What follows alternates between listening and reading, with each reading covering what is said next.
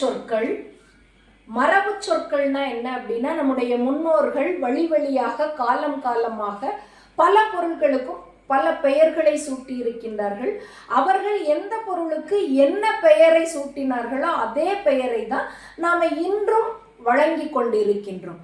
அப்படி வழங்கக்கூடிய சொற்களுக்கு பெயர் தான் என்ன அப்படின்னு சொன்னா மரபு சொற்கள். இந்த மரபு சொற்கள்ல ஒலிமரபு சொற்கள், வினைமரபு சொற்கள், இருப்பிட மரபு சொற்கள், இளமை பெயர் மரபு சொற்கள் சொல்லிட்டு பல வகையான மரபு சொற்கள் இருக்கு. அதுல முதல்ல நாம பார்க்க போற மரபு சொல் ஒலிமரபு சொல்.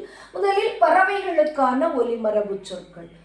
கூகை குளரும், ஆந்தை அலரும், கோழி கொக்கரிக்கும், சேவல் கூவும், குயில் கூவும், மயில் அகவும், புறா குணுகும், வண்டு முரலும், கிளி பேசும் கொஞ்சும், காகம் கரையும்.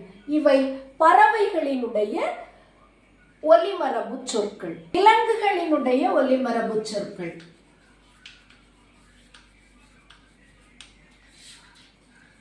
யானை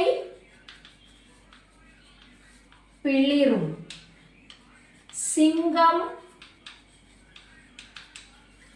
முழங்கும், புலி உருமும், ஆடு கத்தும், கரடி கத்தும், கழுதை கத்தும். ஆடு, கரடி, கழுதை ஆகிய மூன்றும் கத்தும். பசு கதரும், எருது எக்காளமிடும்,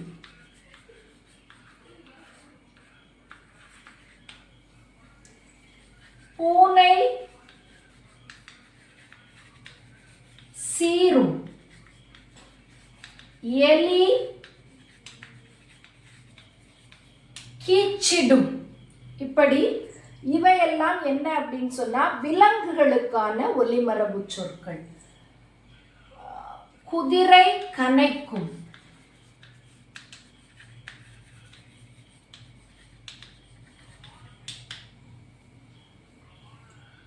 இவையெல்லாம் விலங்குகளுக்கான ஒலிமரபு சொற்கள்.